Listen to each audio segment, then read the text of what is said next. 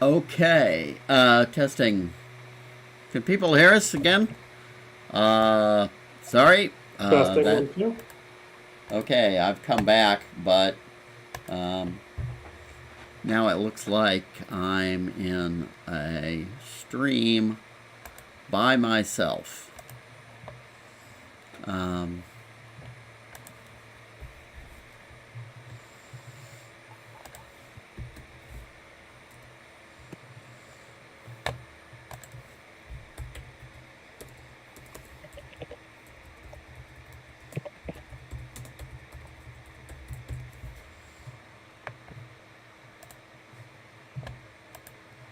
okay.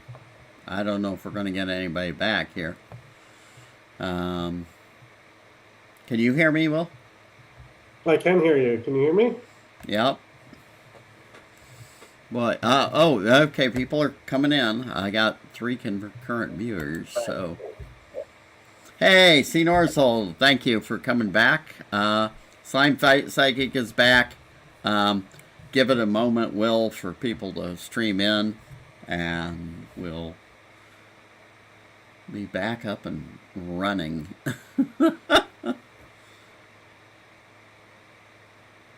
And I think you can go on. All right. So last I was saying, I was answering that question about adoption. So adoption is kind of interesting. Right now, a lot of countries are fixing their laws to say, hey, if you're adopted, we're going to treat you the same as if you're biologically related to your parents. So when you hear about that, like citizenship by blood, Yuri Sanguinis, for example, like that is all referring to citizenship by right of blood. And countries are now saying, hey, if you're adopted, I believe there's like a UN resolution that a lot of countries have signed on to basically say, like, we got to start treating these people the same. Um, so that's one of those. You could use your biological parents if you have the court paperwork showing your adoption records. That's going to be on like a case by case basis and country by country. Yep. Hey, so Slime Psychic is asking background. My birth certificate is in a state where I can print either one. Well, let's investigate your options for what's going to work best for you. Because again, the countries really they're going to go off of what is that foundational document, what's on your birth certificate. So if you've got one parent that says, "Hey, you're going to be able to get Italian citizenship," then yeah, let's get that birth certificate. If you got another that says, "Oh, we can get you German citizenship," let's get that one. If you can get both, get both.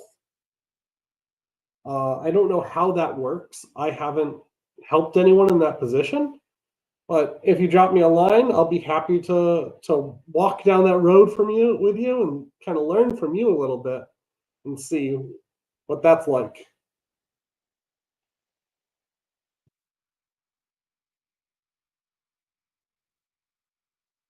All right, so you can make sure you get the correct photo size. This sounds silly, but countries have different photo size requirements. People have gotten their entire application rejected because they didn't send the correct photos. They didn't send photos that had the stamp on the back that said where the photo was taken. They didn't get signed photos or they didn't sign them. Photo requirements are weird and applications get rejected all the time for them. Most of the time, they're supposed to be taken within the last 6 months. So just be aware of that as well. Some other common pitfalls, names not matching. We kind of went over that. Dates not matching. So if your grandfather's death certificate says one birth date, but his marriage and naturalization paperwork say a different, they might have a problem with that. They'll pick the one that's matching the birth certificate because again, it's a foundational document. So you want to get that amended And how you do that is going to differ from state to state. Translation. So some countries require translation. Some countries require it to be, it's like, oh, Germany's okay with some documents being in English. Whereas Italy, it depends on the consulate you go to, which documents need to be translated. So if you go to Detroit, they'll say your birth certificate needs to be translated and your marriage certificate. But if you go to, I think it's like Boston or New York, they'll say, hey, your birth certificate, your marriage, your parents' birth certificate, their marriage, all of that needs to be translated. So where you apply matters, and it can mean you have to get the correct translation. No apostille. So some people think like, well, I have a letter of exemplification saying my birth certificate's real, but it's not an apostille, so it won't count. If you're applying, if you have any documents in New York City, this can be a headache. Just so you know, I've seen this trip up a lot of people because in New York, you need a letter of exemplification that says the birth certificate's real. You need a county certificate that says the letter of exemplification is real. And then you need an apostille on top of that county certificate, on top of that letter of exemplification to prove your birth certificate's real. That is the hardest process I've heard to get an apostille.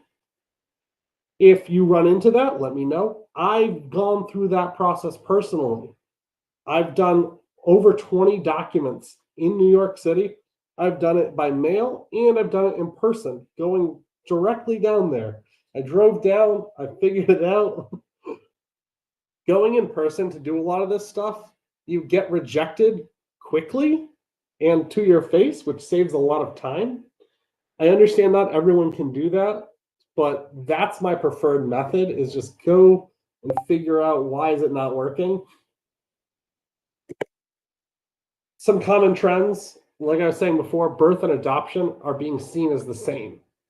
So if you're adopted, it's just the same as seeing like you were born to your parents.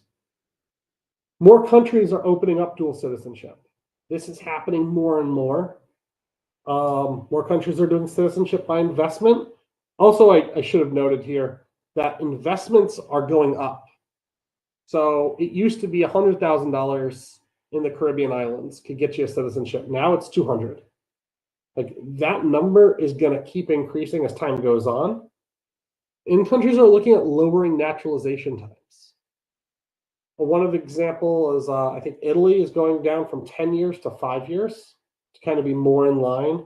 This isn't a hard rule. I think Sweden's upping their naturalization time. So, but the common trend right now are people going down in naturalization time. Serbia had proposed a 1 year naturalization time, which would be one of the fastest in the world. I don't know what happened with that legislation. I'll have to follow up with some friends over there and see, because that is a really interesting amount of time. But time to citizenship. So the closer the connection, the faster the processing. That's true. So like if it's your parent, then you could get this done in days or weeks. 6 months is generally a fast timeline. I know it might sound slow for a lot of people. You can ask for urgent processing. There are some rules for urgent processing, like in Canada, they have guidelines that they set out that say, hey, do you have a job that's requiring this of you? Get a letter from your employer. Do you have a reason? You know, and you can always write to them or ask them. I know when I did my citizenship application, I said, hey, I have a job in Europe. I'm going to be moving out there. I'd like my citizenship to come as urgently as possible. There was no formal form I could fill out or anything, but the person at the consulate said, hey, I'm gonna, how do I put this? I'm going to put a note on your application and ask them to expedite this. There's no formal expedition. There's nothing I could like pay for. When I applied, my father applied as well. this is not the case in all countries, but it was in my case. When we both applied, he had to get his citizenship first, and then I could get mine. So even though that happened, even though he was able to get his first, my paperwork came through before him. I got my passport before him. And that was because he didn't need it right away, but I did. And so they were nice enough to be able to do that for me. But they're not going to give you a clear timeline. A lot of things are years out. Italy, it took me 2 years to get an appointment at an Italian consulate. So just be aware of this. There are ways around that, and we can discuss those. Recognition times can be years out as well. Germany and Italy are great examples of a 2-year wait right now. Depending on the consulates, depending on the country you're applying, it can be years. 6 months, you'll see that can happen with smaller countries like Luxembourg or Malta. Those tinier ones will get you that 6-month time frame. Canada currently, I think, is doing 4 months, but that's going to increase.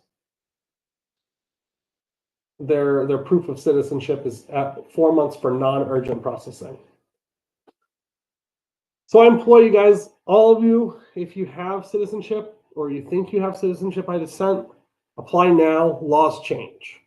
So you might think, Italy hasn't changed in the last 20 years. But on October 3rd, the Interior Minister published new guidelines. So this changed things significantly. It said basically that if your great-grandfather came over and naturalized when your grandfather was a minor or your grandmother was a minor, the Italian citizenship no longer passes through them. So it's called the minor issue informally. That new guideline made millions of people ineligible and is now making them go through either court options. It's changed a lot of stuff right now. But the law specifically hasn't changed in 20 years. So it's something to keep in mind. Canada, they just struck down the courts last year in December. They struck down their first generation cutoff. So now this is going to greatly expand who can apply for Canadian citizenship. Germany, about 3 years ago, they opened up the Steg 5 applications. That's an application that says, hey, if your grandmother, mother, great-grandmother, great-great-grandmother had a German citizenship but wasn't allowed to pass it down to other people in the family because they had discriminatory laws against women, well, you have this window for 7 more years. It was actually 10 years, but that was 3 years ago. So now you have 7 more years to be able to apply. So these things change all the time. Even if the law itself isn't changing, there's new guidelines, there's new guidances. So if you have a path now to apply, I highly recommend it. I just want to touch on Canada because there's a lot that happens with Canada. There's a thing called Lost Canadians. So a lot of Canadians became stateless. I think there's like 15 or 20 different ways where someone could have lost their Canadian citizenship. One of which was just not saying they want to stay Canadian to the Canadian government. That was one way people lost it for a small period of time. In 2009, they fixed a lot of that. Also, when women married anyone with another citizenship, even if they didn't acquire that other citizenship, they lost their Canadian citizenship, which is absolutely crazy to me. So 2009, they put this first generation cutoff in effect, but they fixed a lot of that. Hey, if you weren't a citizen, you are now. And they made it retroactive. And then 2015, they fixed even more. They said, well, if you're born in Canada before 1947, which was like their incorporation date as a country, or I think that was when they passed the Citizenship Act. So If you were born before then, but didn't have citizenship then, you now have it from the 2015 amendment. The problem is, even though this fixed a lot of things, there's this first generation cutoff, and it prevented people from being able to go back to their great grandparents and get Canadian citizenship. So they're fixing that right now because the court said, hey, that's against the law. So there's an interim measure by Mark Miller, the Interior Minister. He said basically that if you have a need for urgent processing, we'll ignore this first generation cutoff because it's illegal. If you put in for a regular application, they will reject it or they'll hold it. From what I've heard online is that they are currently holding applications that that aren't able to be processed because they would be rejected because of the first generation cutoff. So the wait time has gone up, that I've seen personally, gone up from 3 months now to 4 months. And that's going to continue to grow as soon as December hits. So Bill C-71, I don't think it's going to pass Parliament. It hasn't gone past its second reading yet in Parliament, so it hasn't gone to committee. That's the bill that fixes this cutoff. It removes that from that language from the Canadian Citizenship Act. And then December 19th was the newest court deadline. This is their third deadline. Hey, well, yeah. There's a bit of detail, and you were running a little over because of the technical issues. I suggest you might want to go on. All right. So just so you know, though, this is exciting. This could end up being a big game changer. So we're going to see what happens December 19th, December 20th. So where to go for advice, immigration lawyers? We might have someone on staff to be able to help you. I'm not a lawyer. They can be costly, but they give good advice. The consulate's free, but they don't always respond to you. Reddit and Facebook, free, but they're not always correct.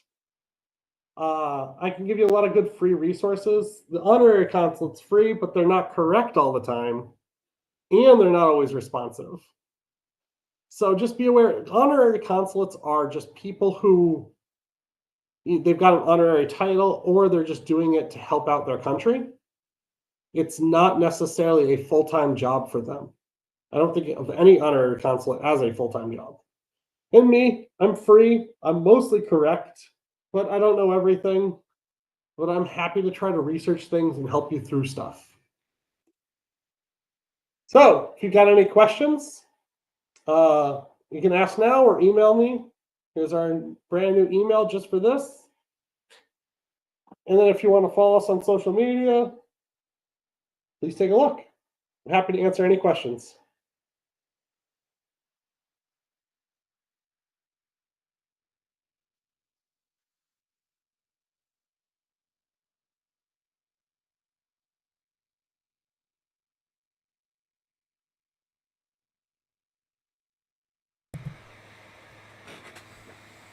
And getting thank yous from folks.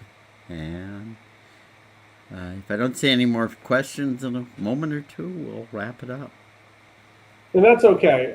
I understand a lot of these are going to be, person specific, and they're going to be specific to everyone's individual needs. So please email. Please let me know your family history and why you think, or what countries your family comes from. Again, going back to great grandparents, those 3+ generations. Let's help you out. One thing you said that I want to touch on. You mentioned that we might have lawyers. Our corporate, our staff attorney is happy to help, but is a Kenyan lawyer. So, he may not be familiar with what's going on in the country you're going to. But that's a great point. Simon's awesome, but he's Kenyan, so.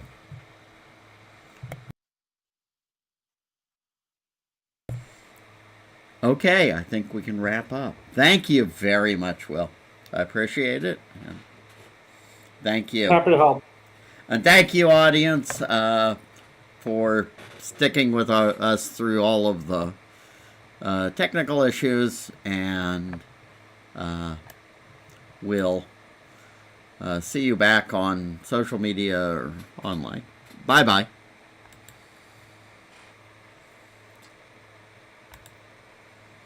Okay. Hang on. My machine is